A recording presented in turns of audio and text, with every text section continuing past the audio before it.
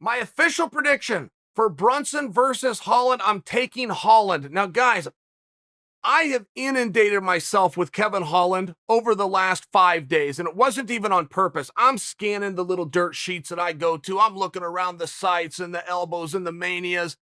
Kevin Holland's everywhere. I'm going on UFC Fight Pass. They got a highlight reel, kind of the story of Kevin Holland that ties back to organizations. Was it the LFA, the WFA? Organizations that I've never seen, that I didn't even know Holland came through. And by the way, he fights very similar. He's a long, lanky guy that will turn to you side stance at some point, and that's a sign for he's going to take his right foot and kick you in the gut with it. But he will do it sideways, and then he will walk away. It's very hard. Most guys that throw a kick are in jeopardy of getting taken down. Holland will throw this kick and then walk the other direction. It's a very bizarre. I don't believe it's a trained technique. I think if Holland was out in a street fight 10 years ago, he would probably throw this like, I bring that in. I think it's a natural mannerism that he does. But it's very effective, and it's also frustrating, guys, and there's also not much of a follow-up. Now, I'm making a big deal out of a little bit of a sidekick, but as I watched his old fight, this is like a tale of his fights. I saw him do it with Jacare, but his fight with Jacare was one of the first ones where I really paid attention and really watched him. But he's got this thing with this sidekick. He's kicking it right in the breadbasket. But by the way, he's getting a reaction from you, and he's defending a little bit different by walking away. I bring that to you because Brunson's key strength is a wrestler. And if you go watch Brunson in MMA, I'm well aware he's an all-around fighter. I'm well aware that he can get things done with kickboxing as well. But his key strength when this started was wrestling. So if you have a guy like Holland and you were to fall back to the most basic premise of this sport, that it's a stand-up and it's a ground, and who's going to win more of which one of those realms, I don't know that that's true here with Holland. He's very tricky to get down. And you most certainly can do it, but then he's a problem on the ground as well. He's very long. He just got his brown belt in jiu-jitsu. I think his skills are likely better than brown belt. But this is where he's at. But he's got a length, and he knows how to use it. Tony Ferguson would come to mind. When Tony is on bottom, even with a black belt under Eddie Bravo, his jiu-jitsu is not your first thing you have to look for, because Eddie, he'll cut you up. He'll start using elbows. He'll trap your head and hit you with so many elbows that you pull away, and that's where he uses to set up his triangle. It's rare and it's effective when a guy will use ground and pound from the bottom. And I just submit for you that Holland is one of these guys. If you come to side control, he'll try to knee you in the ribs. I don't know that I've seen a guy on bottom try to knee the top guy in the ribs until I saw Holland. But when you're doing some of this awkward stuff, when you're elongating a guy, when you're working strikes in with a guillotine, a Kimura, even some basics, but he's always offering a threat, you're going to make the wrestler think twice.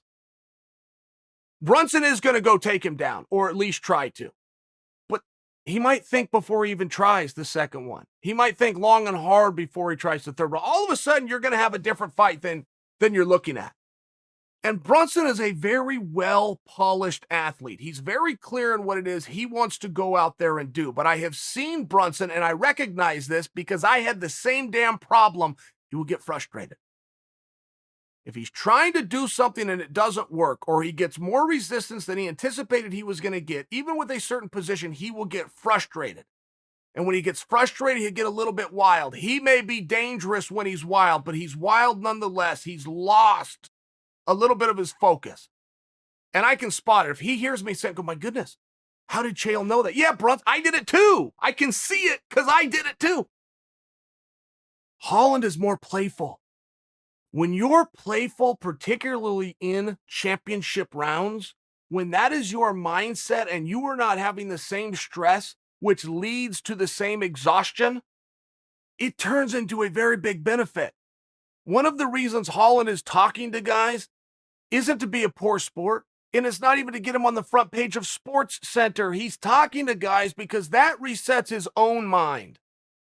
That reminds him we're being playful. That reminds him we're having a little bit of fun, because after all, we are doing a sport, which after all is a game, which after all is supposed to be fun, but not very many guys can have it.